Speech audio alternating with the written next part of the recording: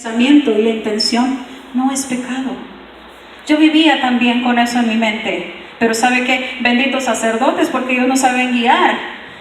A veces antes de decirle a Dios antes de decirle a alguien nuestro problema, vamos y se lo confiamos a los demás, ¿verdad? A la vecina, al amigo, a la comadre, pero nunca se nos ocurre ir primero con nuestros guías espirituales. ¿Quiénes son nuestros guías espirituales? Los sacerdotes, personas que sabemos que están llenas del Espíritu Santo. Tenemos otros guías, hay gente muy espiritual que nosotros podemos arrimarnos a pedir un consejo, pero no, antes de hacerlo, vamos y se lo pedimos a la vecina. La vecina nos va a dar un consejo erróneo y cuando nos acordamos ya vamos a estar en pecado. Y la vecina, mi hermano, no lo va a sacar del pecado. ¿Entendimos? Entonces, lo que vamos a hacer, como dice aquí Santiago, ¿verdad? Que nos quede claro una cosa. Cuando usted se sienta tentado, cuando usted se sienta con deseos, con malos pensamientos, hínquese ante la presencia de Dios y pídale ayuda, pídale fuerza para vencer esa tentación. Y no dejemos que la tentación se convierta en pecado. La tentación, dijimos también, nos dice la palabra de Dios que no es pecado ni es una prueba de Dios, ¿ok? Bueno, dice, el pecado no solo genera la muerte literalmente, sino que también la muerte espiritual. Otra vez, el pecado no solo genera la muerte literalmente, sino que también la muerte espiritual. Porque cuando pecamos no somos felices, andamos muertos en vida y con el alma destruida. Le voy a poner un ejemplo. Cuando nosotros cometemos un pecado, y acuérdese que nadie nos conocemos aquí, ¿ok? Cuando nosotros cometemos un pecado, ¿verdad? Vamos a decir de la carne, un pecado de la carne. Se nos hizo fácil caer en adulterio. Y disculpe que le hable así pero es solamente como vamos a entenderlo, ¿verdad? Se nos hizo fácil caer en adulterio. Se nos hizo fácil caer en ese pecado. ¿Por qué? Porque empezamos con la tentación. Dejamos que la tentación llegara al corazón. Y Señor, cuando llega al corazón, es cuando tendemos a hacer el pecado. Bueno, el pecado está hecho, ¿verdad? ¿Usted cómo se siente? ¿Yo cómo me sentiría? ¿Podría acaso yo mirar a los ojos a mi esposo? Esposo, ¿podría acaso usted mirar a los ojos a su esposa? Tendría un remordimiento. Tendría un remordimiento de conciencia porque va a saber que le falló no solo a su esposa, le falló a Dios, le falló al pacto, le falló a ese pacto que usted y yo hicimos en el altar de fidelidad. Y no quiere decir que porque hayamos caído en una tentación así, Dios no nos quiere, ya no lo dijo el Padre. No importa que caigamos en tentación, siempre y cuando sepamos reconocer, ¿verdad? Consecuencia. Si ya caímos en ese pecado, ¿cuál es nuestra consecuencia? Mire, andar así, agachados, andar con el alma destrozada, andar muertos en vida, porque ¿sabe qué? Eso duele. Cuando usted fue el causante, a usted como causante le duele. Y cuando a usted se lo hicieron, a usted porque se lo hicieron le duele. ¿Amén? Amén. ¿O me equivoco? A usted cuando le hicieron eso, le duele el corazón. Siente coraje, siente rabia. Y cuando usted lo hizo, usted siente mucho pesar, usted siente mucho dolor. Quisiera regresar el tiempo atrás y no sentir eso que usted siente, porque eso le remuerde, eso le arde, eso le duele. Como dijo el hermano, si lo traemos aquí, no dijo el padre, perdón, a veces ya apesta, porque aquí lo traemos. Eso es solo el pecado de adulterio.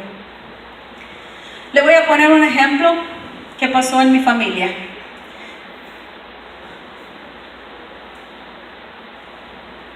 Bueno, en mi familia hubo un caso similar, ¿verdad? Uno de mis seres más queridos cayó en tentación. Después de lo sucedido, después de ese pecado, vino la consecuencia. ¿Cuál fue la consecuencia, mis hermanos? Y no es porque Dios lo haya castigado, no, porque sabemos que Dios nos ama y no nos castiga. Bueno, pues a este hombre lo iban a matar, porque el suegro se enteró de la situación. A este hombre lo iban a matar, y este hombre tuvo que salir huyendo del pueblo. Salió huyendo porque lo iban a matar. Resulta que el suegro era primo hermano de la mamá de este hombre que fue hallado.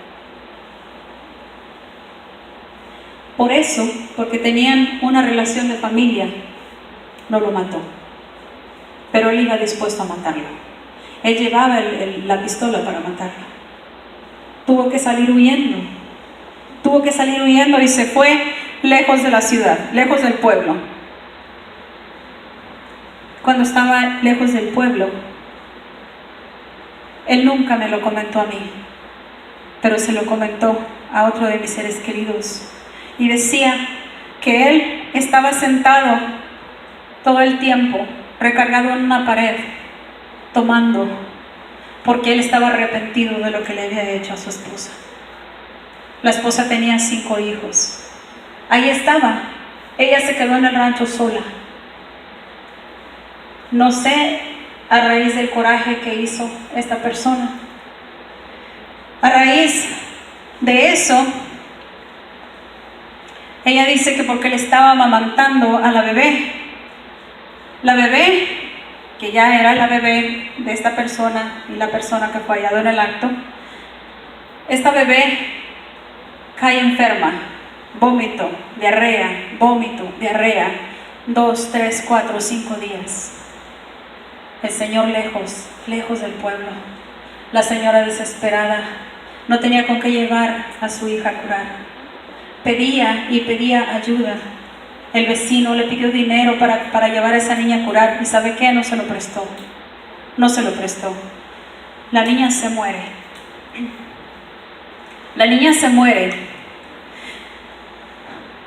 A esta persona le llega la noticia, ¿ya dónde está? Que su hija se murió. La única mujer. Él pudo haber dicho, ¿por qué me pasó esto a mí? ¿Por qué? ¿Usted cree que fue castigo de Dios? No fue castigo de Dios. Es solamente la consecuencia del pecado. ¿Qué hizo este hombre? Con miedo y con todo, él se regresa al pueblo. Ya cuando regresó, ya su hija estaba sepultada. Fue un sufrir inmenso, fue un llorar inmenso. Cuando yo me di cuenta de esta situación, yo preguntaba, ¿por qué? ¿Por qué? O sea, no quería a su esposa. ¿Qué fue lo que pasó ahí? ¿Qué fue? Y las palabras de este señor fue que me dijo él, yo pequé, reconozco mi culpa y lo he pagado con creces. No porque Dios me castigó, porque yo me castigué solito, porque yo fui el del acto. He sufrido tanto por lo que yo hice, pero ¿sabes qué? Jamás de los jamases volví a serle infiel a su esposa. Casados casi 60 años, ella pasó a mejor vida. La señora lo perdonó, y lo perdonó de corazón. Entonces, hermanos, ese solamente es un pecado de la carne. Ese solamente es un pecado en el que nosotros tendemos a caer. ¿Por qué? Porque tenemos la tentación. El pensamiento, la tentación, la dejamos que llegue al corazón, y al final de cuentas tenemos la consecuencia. Entonces, este día nosotros queremos que nos quede bien claro que por cada mala acción va a haber una consecuencia. Y usted, mi hermano, si es primera vez que viene aquí y primera vez que le hablan del asunto, déjeme decirle que sí, cada pecado y cada pecado lleva a una consecuencia. Y después no nos andemos quejando que es Dios el que nos castiga, porque nosotros nos castigamos por nuestros propios deseos. Amén. Amén. Oiga, pero como que los puse tristes, ¿no? Alégrense. Mire, dice, no se sienta mal, porque yo no me siento mal. Si yo me sintiera mal de ser pecadora, mi hermano, yo no me hubiera atrevido a pararme aquí enfrente de usted. Yo no. ¿Por qué? Porque yo sé que soy pecadora.